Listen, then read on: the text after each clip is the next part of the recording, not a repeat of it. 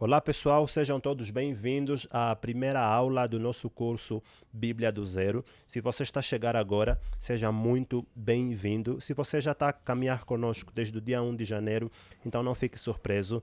Você sabia já desde o princípio que o nosso curso tem três pilares. Eu disse primeira aula e para alguns podem ficar surpresos, como assim primeira aula, porque eles já estão a acompanhar algumas videoaulas explicativas. Mas aquilo que você tem estado a acompanhar aí de forma privada, para você que faz parte de um dos nossos grupos no WhatsApp ou no Telegram, são simplesmente devocionais com leitura explicativa. Agora começam as aulas do nosso curso, aulas ao redor da Bíblia, do curso Bíblia do Zero. Ok, eu vou explicar então para quem está a chegar agora como é que funciona o curso Bíblia do Zero. O curso Bíblia do Zero tem três pilares, ok? Três pilares. O primeiro pilar, vou exemplificar aqui com os marcadores que estão na minha mão. O primeiro pilar é: você tem a responsabilidade de ler a Bíblia durante todo o ano, de Gênesis em Apocalipse. E nós estamos a fazer isso já desde o dia 1. Você tem lido 4 capítulos por dia, 3 do livro de Gênesis e 1 de Salmo. Só que o Salmo nós temos estado a ler em forma de oração. Isso mesmo, nós estamos a ler os Salmos. Então já lemos os Salmos 1 e já lemos os Salmos 2. O segundo pilar do curso Bíblia do Zero é que você recebe todos os dias vídeos a explicar a leitura que você fez. Yeah? Isso tem sido bastante abençoador para as pessoas que têm estado a acompanhar. O segundo pilar é esse: você é auxiliado a entender a leitura bíblica. Todos os dias você recebe um vídeo com leitura explicada e você tem a oportunidade de tirar dúvidas. Essas dúvidas você pode falar comigo diretamente. Eu posso responder ou posso encaminhar você a um dos nossos mentores espirituais que está disposto para receber, ajudar, aconselhar, direcionar as pessoas. Yeah? O terceiro pilar, então, é um currículo de 7 módulos. As pessoas que estão nos grupos já receberam esses módulos. O primeiro módulo é este que nós estamos a começar agora, que vamos falar da autorrevelação de Deus. Você precisa entender como Deus se revelou, por que ele se revelou no mundo e para que serve essa revelação para os seres humanos. Como nós devemos lidar com essa revelação. Esse módulo fala da revelação de Deus e depois nós vamos falar do livro sagrado, nós vamos falar de muitos outros módulos. Se você quiser ter mais informações sobre esse curso, esse conteúdo programático, fale comigo aqui nos comentários ou entre num dos nossos grupos do WhatsApp para melhor compreensão da Bíblia. Valeu? Então vamos à primeira aula do módulo A Palavra Sagrada. Ok. A primeira coisa que eu quero lhes apresentar nessa aula, então, é uma filosofia, ou seja, a primeira coisa que eu quero lhes apresentar nesta primeira aula é uma doutrina filosófica chamada agnosticismo, que declara a impossibilidade do ser humano ter conhecimento da existência de uma divindade. Ou seja, o agnosticismo diz que se existe um Deus, o ser humano não consegue compreendê-lo, conhecê-lo ou relacionar-se com ele. O agnosticismo é um termo com origem no grego, sendo a junção do prefixo a, esse prefixo indicativo da negação, e o termo gnósticos, que é relativo ao conhecimento, ok? Então, o indivíduo agnóstico, para ser mais simples, ele ignora ou aparenta ignorar tudo o que não está sob o domínio dos sentidos. Ele não acredita, mas também não nega a existência de um Deus ou uma divindade, vamos assim dizer. O agnóstico afirma que o conhecimento humano simplesmente não é capaz de obter dados racionais que comprovem a existência de entidades sobrenaturais. Então você começa a entender que hoje, em nosso tempo, em nossa nação, existem muitas pessoas agnósticas que negam que o ser humano pode compreender ou entender alguma coisa sobre Deus. O teísmo é um conceito filosófico que defende a existência de Deus. Então, o teísmo vem aqui para contrastar-se com o agnosticismo. O teísmo defende a existência de Deus ou de uma entidade divina e superior. Só que o teísmo diz que essa entidade divina e superior é responsável pela criação do universo e de todas as coisas que nele existem. Quero aqui fazer uma observação para você. Não confunda teísmo com ateísmo, porque são coisas completamente diferentes. Deixa eu escrever aqui embaixo da palavra teísmo. Ateísmo é muito diferente do teísmo. O teísmo defende a existência de Deus. O ateísmo nem coloca dúvidas, como o agnosticismo diz, que o ser humano não consegue conter o conhecimento de Deus, de uma divindade. O ateísmo, você já deve ter percebido aqui, que o prefixo a significa negação, esse prefixo a significa negação. Então, quando ele é somado à palavra teísmo, significa a negação da existência de uma divindade, ok? Então, teísmo é muito diferente de ateísmo. Um homem ateu é aquele que nega completamente a existência de Deus, compreendeu? Agora, o teísmo, que é o que nós estamos aqui a falar, que defende a existência de Deus, ele pode ser apresentado de diferentes maneiras e aqui eu decidi apresentar simplesmente 3 para a nossa compreensão. O teísmo pode ser mono, e a palavra mono aqui você entende como apenas, e nós pronunciamos monoteísmo. Monoteísmo. Monoteísmo é a crença em um único Deus. Por exemplo, o cristianismo é uma religião monoteísta, porque o cristianismo acredita que existe apenas um Deus. O judaísmo também é uma religião monoteísta. O islamismo também é uma religião monoteísta. Deixa eu abrir um parênteses aqui para você.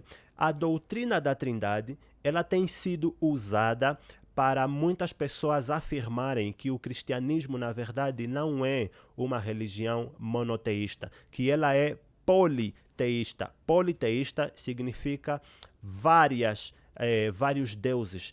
Religiões politeístas são aquelas que acreditam que existem vários deuses. Por que o cristianismo tem sido taxado como uma religião, então, politeísta? Como eu já falei, por causa da doutrina da Trindade. As pessoas muitas vezes não conseguem conceber que o nosso Deus é uno, mas também é trino. É Deus Pai, Deus Filho e Deus Espírito Santo. E por as pessoas não conseguirem compreender a Trindade, elas acusam ou taxam o cristianismo de monoteístas, como uma religião que tem muitos deuses. Mas o que você precisa entender aqui é que uma religião politeísta é uma religião que acredita que existem vários deuses. Deixa eu lhes dar exemplo de algumas religiões politeístas.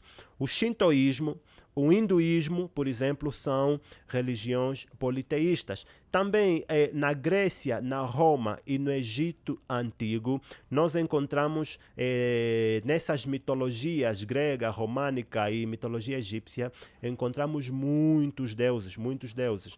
Ali você pode depois fazer uma pesquisa no Google e você vai encontrar toda essa informação dos deuses grego, dos deuses romanos e dos deuses do Egito Antigo. São politeístas. O teísmo pode se apresentar também como enoteísmo. O enoteísmo é a crença em um único Deus sem negar a existência de outros deuses. Algumas pessoas dizem que o enoteísmo equivale ao monoteísmo inclusivo ou ao politeísmo hierárquico. Uma pessoa enoteísta, ela pode dizer: eu acredito em Deus, mas considero que também existem outros deuses. Então ela deve tanto devoção a Deus da Bíblia, Criador de todo o universo, e não nega a existência de vários outros deuses que existem por aí em outras religiões também, ok? Vamos avançar. Então, depois de conhecermos o conceito filosófico do agnosticismo, o que ele representa, nós precisamos nos fazer uma pergunta. Se Deus não está no domínio dos sentidos, se não existe uma forma de comprová-lo cientificamente, Onde então os cristãos buscam fundamento para as suas crenças? A resposta para essa pergunta é então a autorrevelação de Deus. A autorrevelação de Deus. O termo autorrevelação vem da palavra grega apocalipto. Esse termo apocalipto tem o sentido de desvendar, revelar, mostrar alguma coisa que estava em oculto, manifestar algo que estava oculto. Essa palavra apocalipto, ela é formada por duas palavras. Primeiro é calipto. A palavra calipto significa encobrir ou ocultar. E também precisamos acrescentar o prefixo apo, que traduzido para o português significa então de descobrir ou desvendar. Por isso é que você vê em muitas versões bíblicas o livro de Apocalipse, ele foi traduzido como o livro da revelação, porque é no livro de Apocalipse que Deus revela para João muitas coisas que devem acontecer no futuro. Uma definição muito fácil e simples para você pegar o que é a autorrevelação de Deus é essa aqui. A autorrevelação é o ato de Deus pelo qual ele se descobre. A autorrevelação é o ato de Deus pelo qual ele se descobre e comunica uma verdade para a mente do ser humano. Mas essa verdade que Deus comunica para a mente do ser humano é uma verdade que o ser humano não teria de outra forma. A palavra autorrevelação, ela nos dá bases para compreender isso, que Deus mostrou-se ao ser humano, apresentou-se, revelou-se. O conhecimento que os homens possuem sobre Deus resulta apenas de uma resposta positiva do homem para a autorrevelação de Deus. Tudo o que nós hoje sabemos sobre Deus não foi por nossa livre busca, por nosso esforço de procurar entendê-lo, mas porque Deus revelou-se ao ser humano. E algo interessante que você precisa entender sobre a autorrevelação de Deus é que, na expressão que o termo assume na literatura bíblica, revelação é um ato que diz respeito simplesmente a Deus, pois é Deus que assume o papel de agente da revelação. Ou seja, Deus, na literatura bíblica, é aquele que se revela. O homem é simplesmente uma figura que recebe a revelação para compreender melhor a divindade. O que isso significa em termos práticos? É maravilhoso compreender isso. Isso significa que Deus foi ele quem tomou a iniciativa para um relacionamento.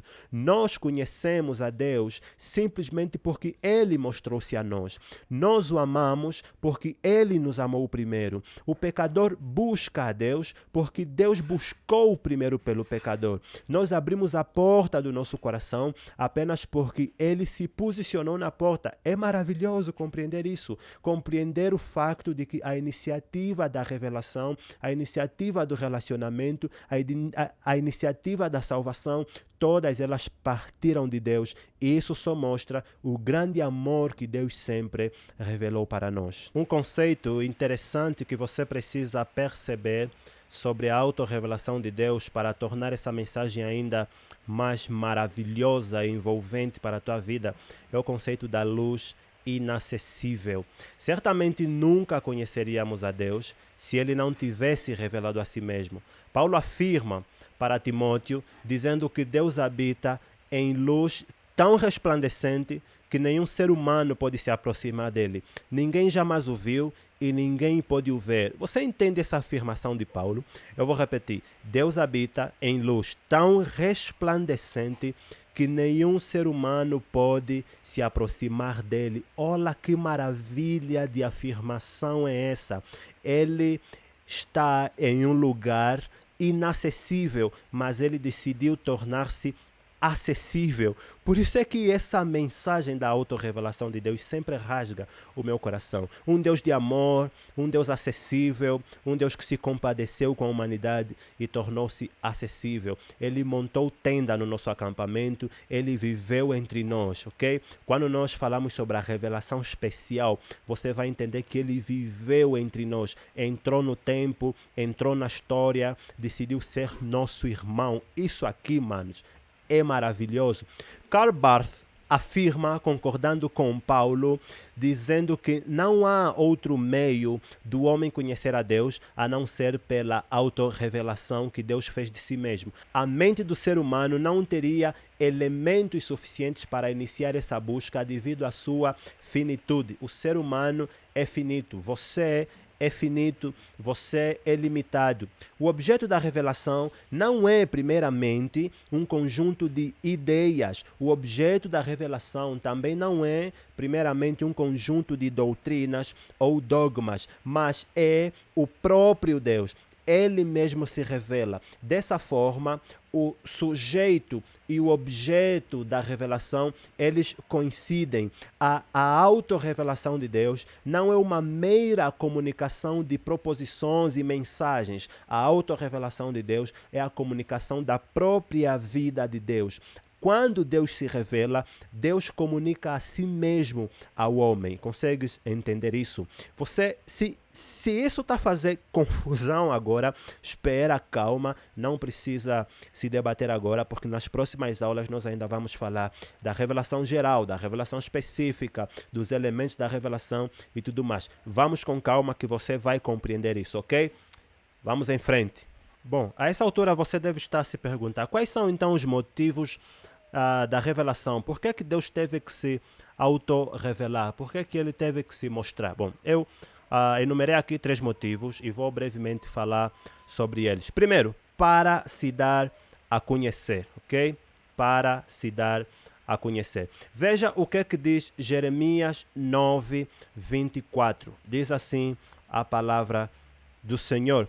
Aquele que deseja se orgulhar, que se orgulhe somente disto, de me conhecer e entender que eu, o Senhor, que demonstra amor leal e traz justiça e retidão à terra. Isso é o que me agrada. Eu, o Senhor, falei. Ok? Jeremias 24, capítulo 7, diz então assim: darei a eles um coração capaz de conhecer que eu sou o Senhor. Eles serão meu povo e eu serei o seu Deus, pois eles se voltarão para mim de todo o coração. Temos Deus aí a se revelar para se dar a conhecer. O desejo de Deus é se tornar conhecido por toda a humanidade. Segundo motivo, Deus também se revela para buscar relacionamento. No Jardim do Éden, no capítulo 2, perdão, eu errei aqui, não é capítulo 2, na verdade é capítulo 3, versículo 8. No Jardim do Éden,